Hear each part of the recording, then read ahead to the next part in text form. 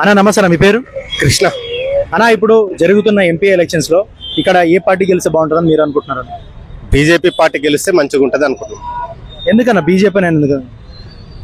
Uniform civil code కావాలి, CAA రావాలి, 30A జీవోలు రద్దు కావాలి. దేశం ఒక సిస్టమేటిక్ గా నడవాలంటే ఖచ్చితంగా బీజేపీ రావాలి.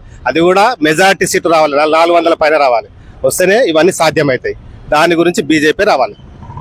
మళ్ళీ ఇప్పుడు మొన్న తెలంగాణలో కాంగ్రెస్ వచ్చిందన్న, కాంగ్రెస్ వచ్చి ఇట్లా 6 గ్యారెంటీలు పెట్టి మొత్తం ఎట్లయితే చేసి అధికారంలోకి వచ్చింది. మళ్ళీ ఇప్పుడు 6 గ్యారెంటీలు వస్తున్నాయన్న మీకు అందరికి? 6 గ్యారెంటీలు కాదు, ఇంకా కొద్ది రోజులు అయితే ఉన్న గ్యారెంటీలు కూడా వీక్ ఇచ్చే గ్యారెంటీలు కూడా బస్సు తీసేస్తాడు. ఉన్నాయని అప్పులు చేసిపోయాడు కేసీఆర్. ఈయననేమో గ్యారెంటీలు అందేస్తాడు, వడ్డీ కట్టలేకపోతున్నాడు. ఏడుకెళ్ళి పెడతాడు గ్యారెంటీలు. ఇవన్నీ ఎలక్షన్ల స్టంట్ తప్ప ఏమీ లేదు. ఎలక్షన్ల కోసం అది ఉచితం ఇస్తాం, ఇది ఉచితం ఇస్తామని రాష్ట్రాన్ని అప్లపాలు చేస్తారు. అట్లా కాదు, ఓ సిస్టమేటిక్ గా నడవాలి. సిస్టమేటిక్ గా పోతేనే దేశము రాష్ట్రం బాగుపడతాయి. అంతేగాని నేను ఉచితాలు వీళ్ళు అధికారం రావడం కోసం నానా సంకరాక్తురు కొడుకులు. అది కరెక్ట్ కాదు. ఒక సిస్టమేటిక్ అందరికి పని కలిపి పనికి తగ్గ జీతమి, అంతేగాని ఉచితాలు ఇచ్చి ఎవరిని ముసోమరిపోతులని చేస్తున్నాడు. అయ్యో, ఈ కాపులేమో కాపు మహావర్గం రావాలి, మా వర్గం రావాలి అని చచ్చారు. కరెక్ట్ కాదు. పని తగ్గట్టు జీతము ఇవి రావాలి. ఉచితాలు వద్దు. ఉచితాల వల్ల రాష్ట్రాలు వెనకబడతాయి తప్ప ముందు పడే. మరి ఇంతకు ముందు కేసీఆర్ 10 సంవత్సరాలు పరిపాలించారు ఈ తెలంగాణ రాష్ట్రాన్ని. సో ఆయన పరిపాలన ఎట్లుంది మీకు? ఆయన 70 ఏళ్ల నుంచి జరిగిన ధ్వంసం వేరు, ఈ 10 ఏళ్ల ధ్వంసం వేరు. ఆ 70 ఏళ్ల కన్నా రెట్టింపు ధ్వంసం చేసి పడతాయి.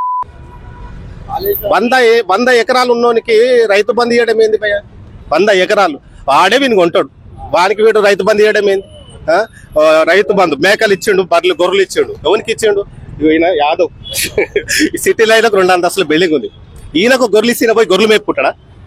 ఒక్కటి పనికిరాని పనులు చేసిండు, ఒక్కటి కూడా పనికొచ్చే పని చేయాలి. అన్ని అప్పుల పాలు, అన్ని వ్యవస్థలు అన్నిటినీ ధ్వంసం చేసి పడతాయి. ఒక్క వ్యవస్థనైనా మంచిగా అయిందా అంటే మంచిగా కాలేదు.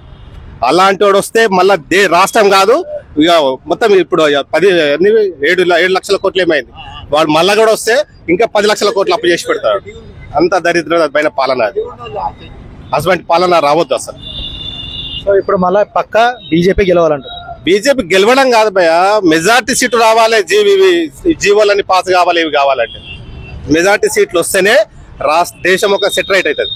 దాని గురించి మెజార్టీ సీట్ రావాలంటున్నాం. బీజేపీ పక్కా వస్తుంది, కానీ మెజార్టీ సీట్లు కోరుకుంటున్నాం. ఎందుకంటే జీవోలు పాస్ కావాలి, లేకుంటే కాంగ్రెస్ అడుగడుగున అడ్డం వేసుడు అవి ప్రాబ్లం ఉన్నది అన్నట్టు. అవి కాకుండా ఉండాలంటే మెజార్టీ సీట్ రావాల్సింది.